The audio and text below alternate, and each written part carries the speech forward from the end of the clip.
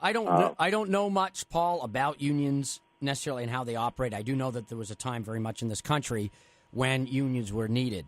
But to me, when you think about the success of the unions, and it doesn't seem to me that unions have had a hard time forming, that they've certainly been very, very successful when you look at the wages and benefits that they've been able to garner for their employees, that they really don't need any extra help like this. When people ask me how I feel about it, I'm like, well, it doesn't really affect me necessarily one way or another. I'm not sure I form an opinion, but I just didn't understand why unions need the extra help.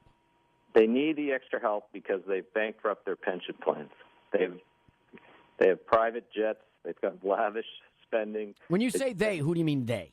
The people who run the unions. It's not the workers. It's the union bosses who have furthered away their pension plans, and they have a big problem. They have a bunch of union workers who have done the right thing, paid their dues, looking forward to retirement, looking forward to a pension, and guess what?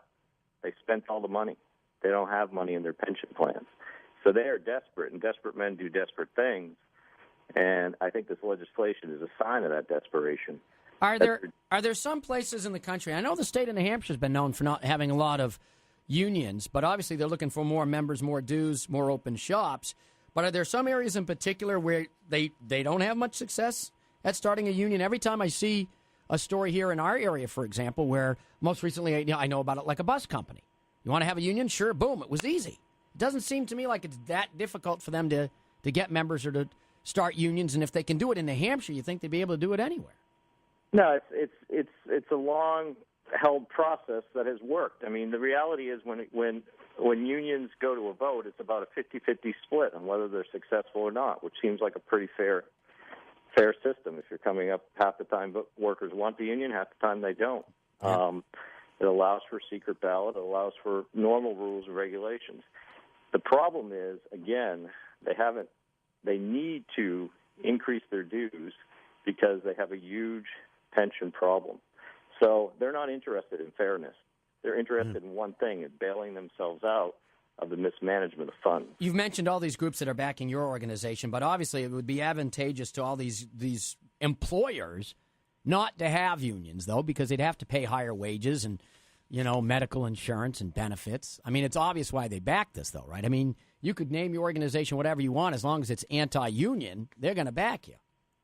Well, this is not an anti-union effort. It's a pro-worker effort. It's anti-employee forced choice act, which is nothing but a power grab and a revenue grab. It would hurt. It would cost people jobs.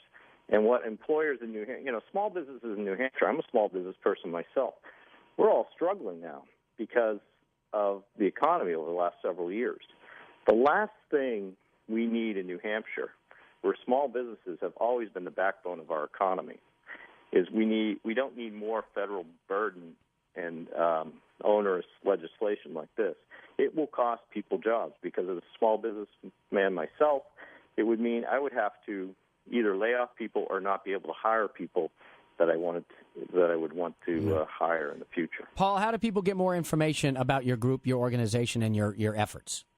Sure, they can go online to alliancefornhjobs.com, alliancefornhjobs.com. We have a Facebook page and a Twitter page. They can sign up to get information. I hope they'll go there, educate themselves about this terrible piece of legislation, and join us in our effort.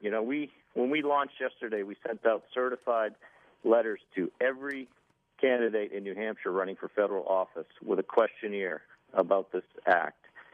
We want to know where they stand, yay or nay, on the act overall and on the individual provisions. We'll get those results in a few weeks and love to share them with your listeners when that happens. Yeah, we look forward to that. I'd like to share that information, actually. Great. We appreciate it. We will have that hopefully by the end of the month.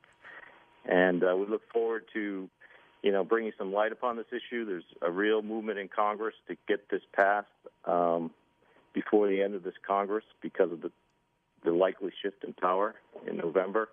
And we need to let the workers and small business people in New Hampshire know about this terrible act. Paul Young with the Alliance for New Hampshire Jobs. Thanks an awful lot for joining us this morning on WKBK. Thanks for having me. We appreciate it.